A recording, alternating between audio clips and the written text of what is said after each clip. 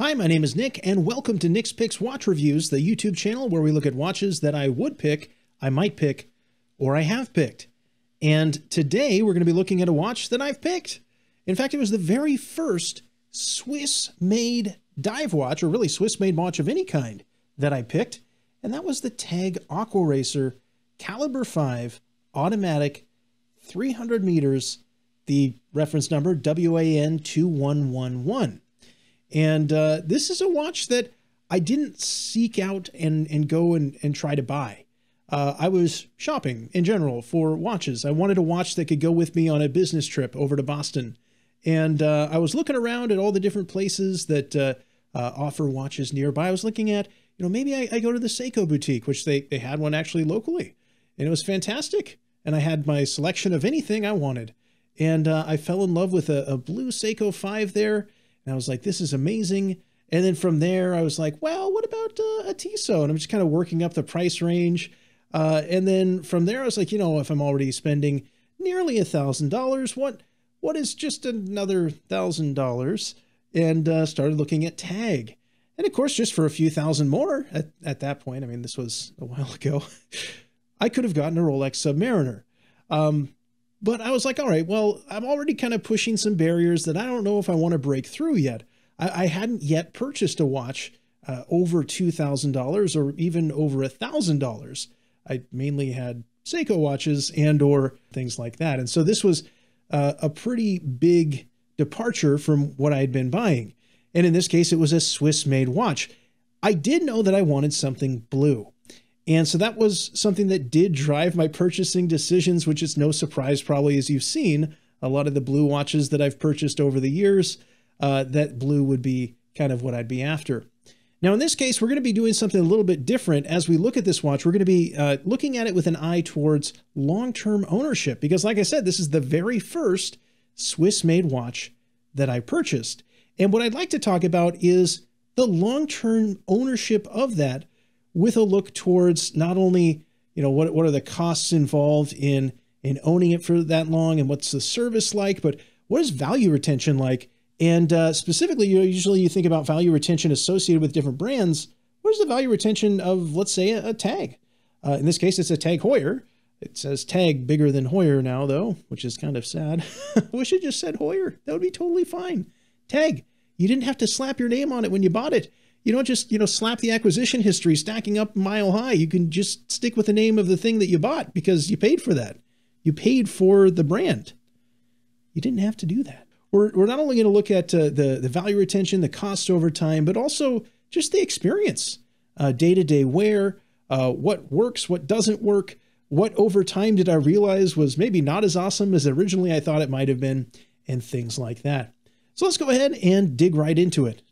All right, so let's go ahead and get into the specifications here. We have a TAG Heuer Aquaracer, reference number WAN2111. Now, this was originally released in 2011, and this example was purchased in 2014. So this is the 7-year review. In terms of the size, it is 41 millimeters, although when I originally bought it, I could have sworn it was 42. It wears larger than it would originally appear.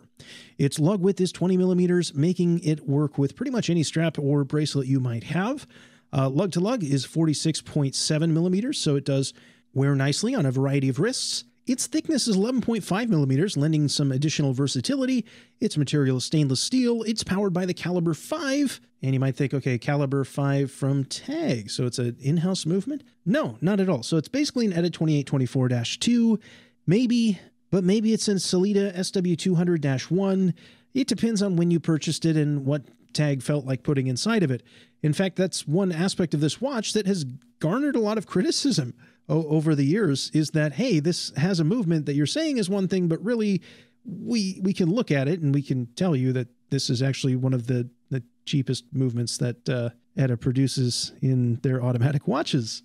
Yes, it's a movement that can be COSC certified. They have grades of it. They have top grade and all these different grades of it. And you can regulate them and get them certified. However, in this case, they opted to not do that, both not get it certified and apparently not regulate it, which they might have, but in my case, I didn't really see I didn't see that happen. So we'll talk about that later.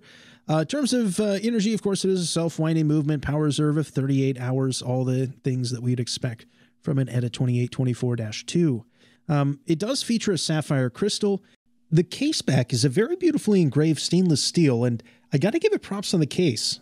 They did a really good job with that. In terms of water resistance, that case is able to hold back the pressure of 300 meters of water all around it, and your body would not really like that. In fact, if you're diving, that's probably deeper than you're going to go anyway, so it does the job. That said, when I purchased this, there was a 500-meter option, so that was available at that time. I opted for the thinner, more elegant 300-meter option because, honestly, I've never been that deep in my life, and I was happy with that. Now, so far, a lot of the watches we've looked at have ceramic bezels, right? So if we look at dive watches in the modern context, most of the bezels are ceramic, and that's a material that's great for scratch resistance, maybe not so much shatter resistance, and it has a look that doesn't fade, doesn't tarnish, doesn't change over time. It's timeless.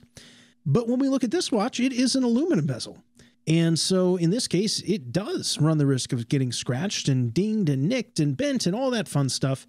And in this case, it has been. I actually replaced this one recently, as we'll see, but it had been beat up a little bit. As far as the bracelet's concerned, there's not much of note there. It is a double retention stamped clasp, and it has a dive extension with a few degrees of micro adjust available as well if you have a spring bar tool. The clasp does the job. The dive extension doesn't look great when it's out. And of course, I'm not a huge fan of stamped clasps. They do rattle quite a bit. The adjustment on this one is not on the fly adjustment. I do prefer on the fly adjustment if I can get it. Now, as for Lume, this is one of the places where this watch shines. Yes, I intended that pun, but it really does. I didn't adjust the ISO on this shot. This is exactly how I took the other shots. Usually, if I'm taking a darker shot, I will adjust the ISO up, which, you get some noise and you're going to lose some, potential detail there, but you will be able to see the brightness come through. In this case, I didn't adjust it at all, and it was still bright. I could still see it.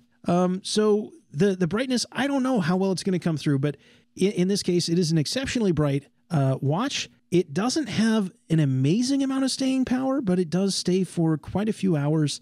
So if you have a short nap in the middle of the night, you might be able to still see what time it is when you wake up. If you actually have a full night's sleep, which is rare for me anyway, usually I don't get a full night's sleep, but let's pretend that I did.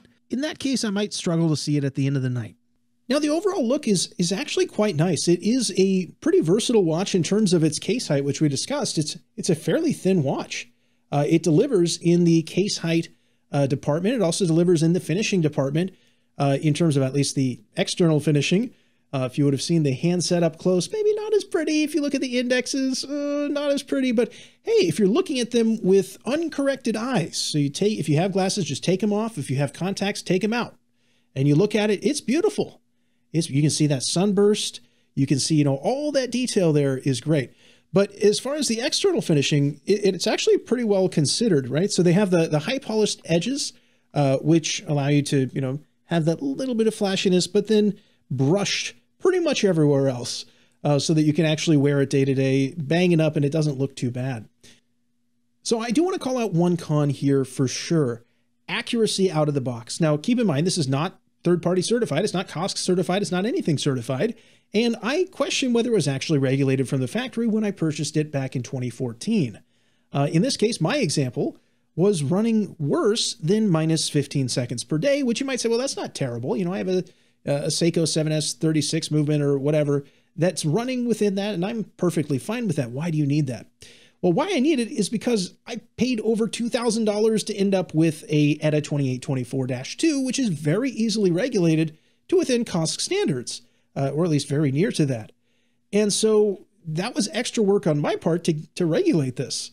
And that shouldn't have been the case. It should have been regulated from the factory, should have been running pretty darn near perfectly for that price point with the margin that they had, right? So it's a lower cost movement compared to like an ETA 2982, an ETA 2892. Some of those numbers are there in different order. But it's a lower cost, but they have bigger margins to work with at that point by using that lower cost movement. And hopefully they could pay a watchmaker to, move a screw a little bit before shipping it off. And so I feel like that was certainly a missed opportunity, extra cost in terms of either time or dollars on my side to make that happen. Now, that being said, having sent it in for a full service later, right? So this is now long after the warranty expired, long after that regulation job basically no longer mattered because the movement was desperately in need of service. The seals had basically not held up over the years. There's quite a bit of work it needed. So it was running pretty low amplitude, wasn't great in terms of accuracy anymore. Seals were pretty shot. The bracelet was well worn. Everything about it, it was time. There was even a scratch in the sapphire, scratches in the bezel. The scratches in the bezel weren't too bad, but there's multiple scratches in the aluminum bezel. I sent it in. I was like, all right, let's see how close they can get it to factory fresh. And what would it cost to take a watch that, when I purchased it, looked factory fresh because it was? What would it take to get it back to that point? And the answer to that is actually, it was only a few $100. It was reasonable cost, but maybe not reasonable with the overall cost of the watch. But we'll kind of break it down here. So we'll kind of go through piece by piece what it was that had to be dealt with. In total, this watch has experienced 3 separate services. The very first service was to deal with the crown and the crown tube. In fact, both of those were replaced. The crown stopped threading on the crown tube. It actually got stuck. And so that had to be replaced straight away. That was a few $100. That was actually very disappointing because the warranty had just expired.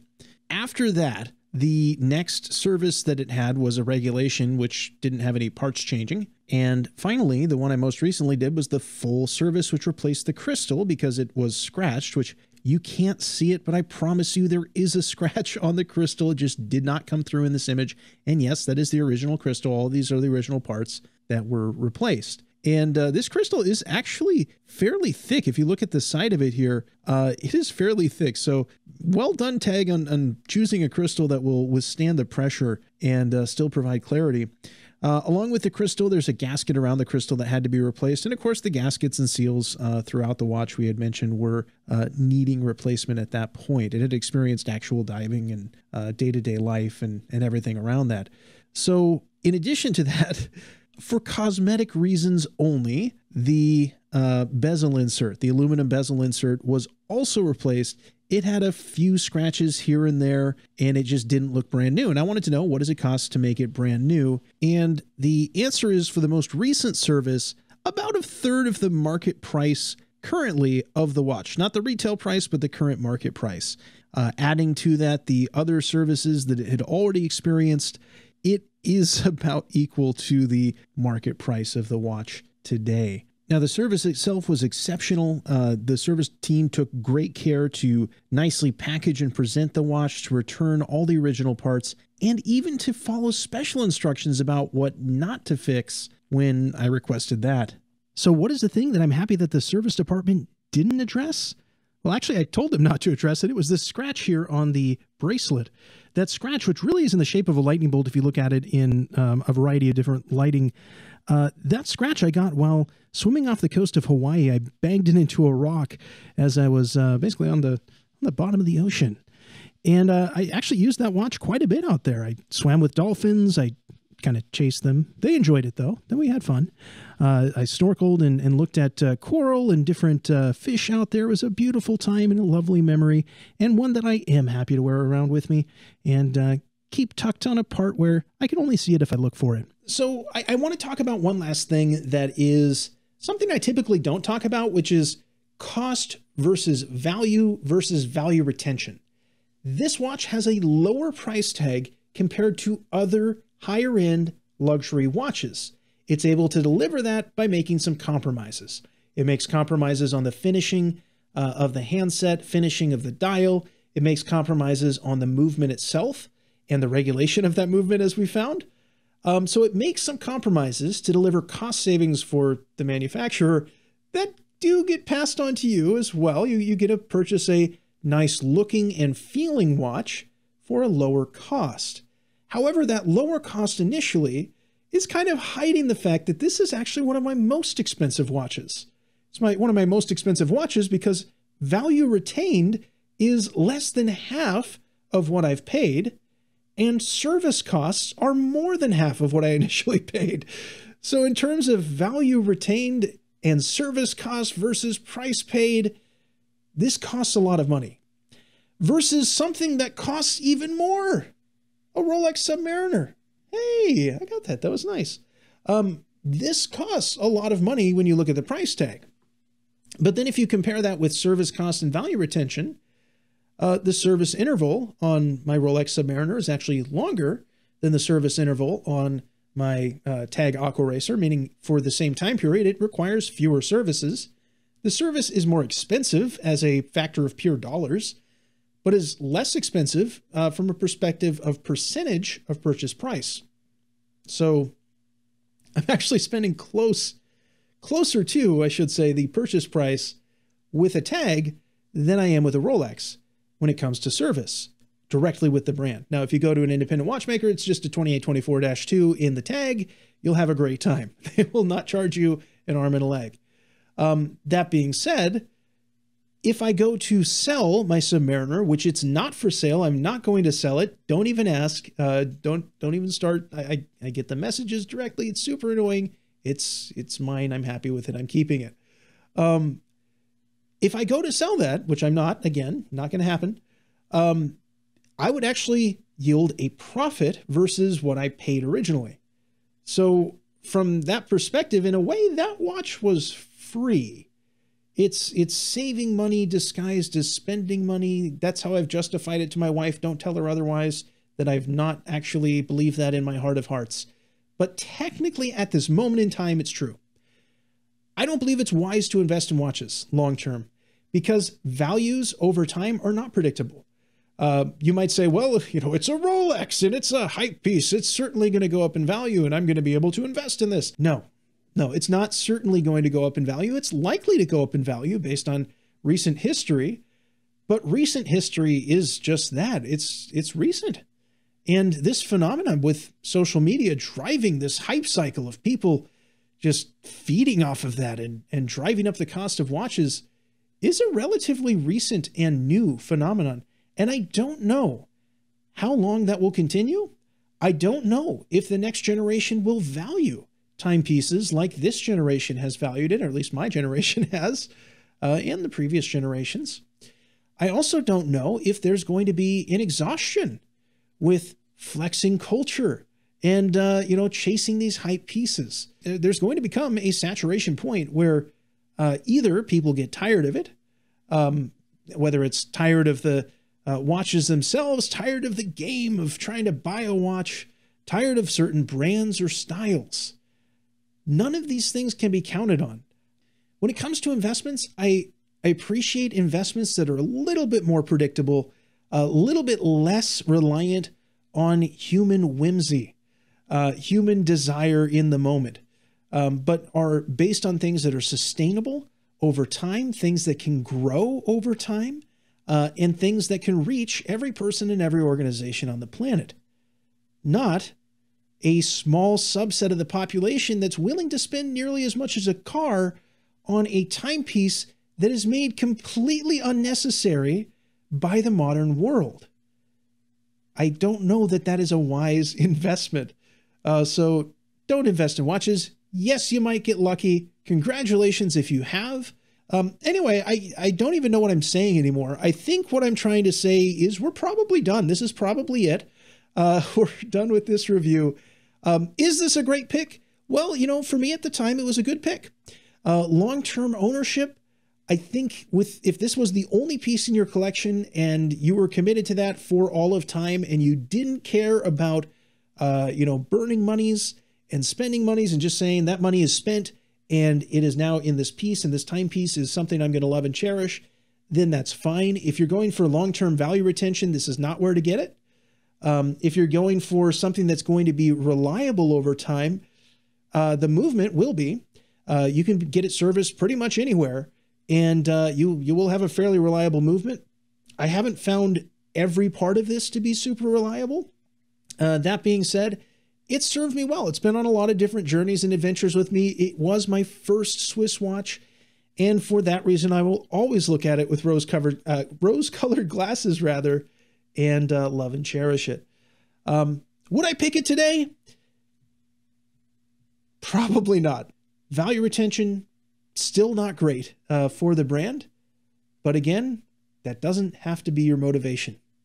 And honestly, you'll probably have more fun in the hobby if it isn't.